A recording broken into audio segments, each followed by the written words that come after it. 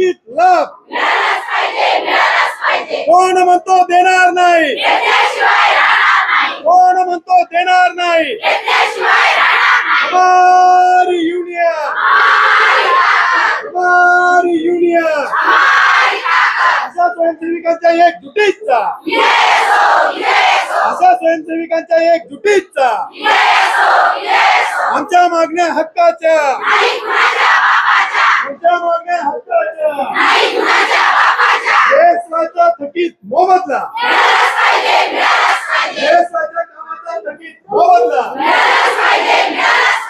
कोण म्हणतो देणार नाही, कोण म्हणतो देणार नाही।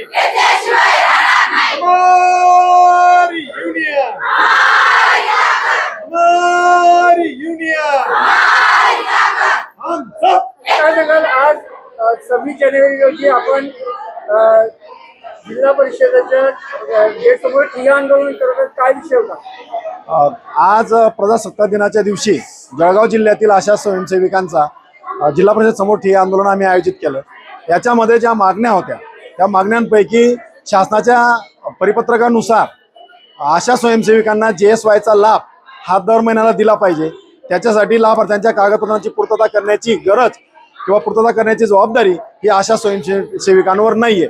असं असताना जिल्हा परिषदेने 9 ऑगस्ट 2017 पत्र काढून आशा स्वयंसेविकांवर जबरदस्ती ही जबाबदारी टाकलेली आहे की जोपर्यंत जननी सुरक्षा योजनेच्या मातेला लाभ मिळत नाही, जननी सुरक्षा योजनेचा, तोपर्यंत आशांना लाभ दिला जाणार नाही। असं जे परिपत्रक काढलेलं आहे हे परिपत्रक आशांवर अन्याय करणारं आहे। आशा स्वयंसेविका त्यांचं काम करतायत, इमानीतबारे त्यांचं काम करत असताना त्यांना कामाचा मोबदला हा 2023 पासून जळगाव जिल्ह्यामध्ये नाकारला जातोय। तो मोबदला मिळावा आणि तो मोबदला मिळवण्यासाठी आज आम्ही या ठिकाणी बसलेलो आहे। कोणाला निवेदन दिलं होतं का तुम्हाला? याच्याबद्दल आम्ही जवळपास 10 ते 12 दिवसापूर्वी जिल्हा परिषदेला नोटीस दिलेली आहे की आम्ही 26 जानेवारीला प्रजासत्ताक दिनाच्या दिवशी आम्ही जिल्हा परिषद समोर आशा स्वयंसेविकांच्या हे ज्या मागण्या आहेत त्याच्यामध्ये जननी सुरक्षा योजनेचा लाभ, कामाचा लाभ असेल, आशांना जिओच्या फोटो टॅगची सक्ती केली जाते, ती सक्ती होऊ नये, आशांना शासनाच्या नियमाप्रमाणे एकही रजा नाहीये आणि एकही रजा नसताना सुद्धा त्यांना रजेचा अर्ज टाकायला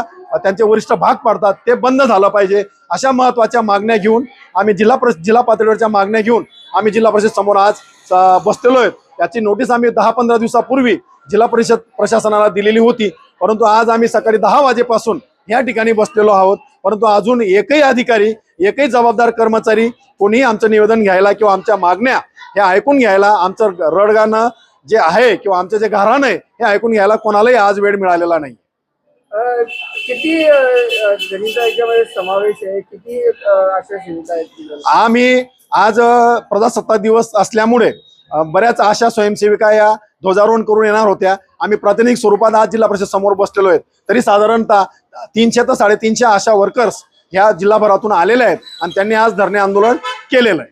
आता पुढचं पाऊल काय असणार आहे आंदोलनात? जर जिल्हा परिषद प्रशासनाने ह्या ज्या जिल्हा पातळीवरचे प्रश्न आहेत हे जर सोडवले नाहीत तर येणाऱ्या काळामध्ये आम्ही आणखी 15 दिवसाची नोटीस देऊ। त्यांनी चर्चेला बोलवलं आणि चर्चेला बोलून जर हे प्रश्न मार्गी काढले नाहीत तर एक ठराविक तारीख ठरवून आम्ही पूर्ण जिल्हाभराचं कामकाज हे बंद करू आणि मग आरोग्य सेवा ही कोलमडली तरी चालेल, गरोदर माता ही घरी डिलिव्हरी झाली तरी चालेल, कुपोषणाचं प्रमाण वाढलं तरी चालेल, लसीकरण नाही झालं तरी चालेल, शेवटी नाईलाजाने जिल्हा प्रशासनाच्या हलगर्जीपणामुळे आम्हाला संपासारखं किंवा बेमुदत काम बंद करण्यासारखं आंदोलन हे घ्यावं लागेल।